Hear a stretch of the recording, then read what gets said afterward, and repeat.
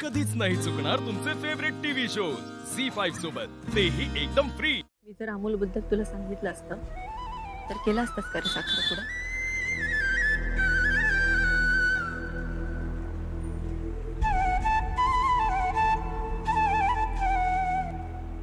मी सांगते, नसता केला तू साखरपुडा, मला माहिती आहे. पण अर्जुन, तुझा जर साखरपुडा झाला नसता ना तर त्याचाही सगळा दोष आपल्या घरच्यांनी मला दिला असता. बाबांच्या बाबतीत पण तेच. बाबांची काळजी वाटत होती ना. सगळं डोक्यात फिरत होतं, काय करावं काहीच कळत नव्हतं मला. हे बघ अर्जुन, मला तुला आणि बाबांना परत दुःखात नव्हतं बघायचं, म्हणून मग मी काहीच नाही. बरं, या सगळ्यात एक आई म्हणून मला किती त्रास होत असेल याचा एकदाही विचार नाही केलास का रे तू? झालं, आलीस माझ्यावर. म्हणजे मीच अविचारी, मीच निष्ठुर आहे ना? नाही नाही, तसंच आहे ना. प्रत्येक वेळी तुझं तेच असतं ना. अर्जुन बास. नाही बास काय बास, प्रत्येक वेळी तुझं तेच होतं ना की माझ्यावरच यायचं असतं ना. अर्जुन बास. बास झाला आता. आपलं पोरगं तिकडे किडनॅप आहे. अर्जुन, मला कळत नाहीये का? हा तुझा जो संकेतपणा आहे ना, तोच चुकतोय. तू आता पण हेच बोलतोय. अरे पोरगा किडनॅप झालाय ना? एक मिनिट, मग मी म्हटले असते की त्या मॉन्टीला तू पकडलं असतंस तर आज आपला मुलगा किडनॅप झालाच नसता. तर मी तुला बोललीये का असं? पण जीव तोडून प्रयत्न केले की मी त्या दिवशी. मग का नाही पकडलंस तू त्याला? बास बास करा आप्या. किती भांडणार आहे तुम्ही? तुमच्या या भांडणाचा त्रास ते लेकराला होतोय. आज 7 वर्ष झाले ते लेकरू बापापासून लांब राहिले.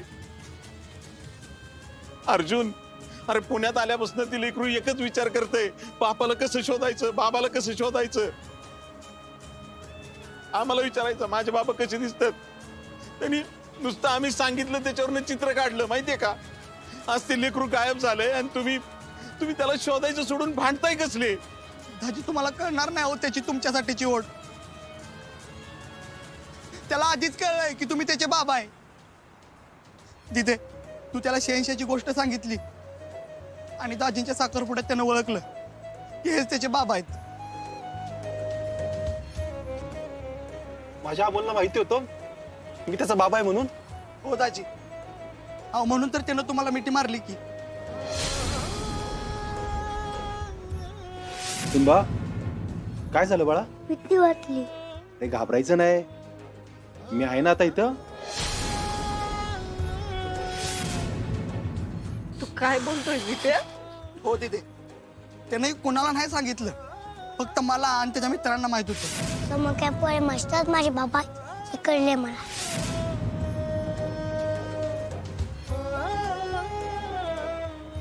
मामा, माझ्याकडे एक पॅन आहे. मी माझ्या बाबाला आज काळात त्यांची भेट झाली होती ना, तिथे घेऊन जाणार आहे आणि तिथे त्यांना सगळं सांगणार आहे. दाजी, तो तुम्हाला सांगणार होता की मी तुमचा मुलगा आहे, त्याच्या स्पेशल पद्धतीनं. म्हणून मी अशा मामाला सांगितलं की तुम्हाला आसगावला बोलवून घ्या.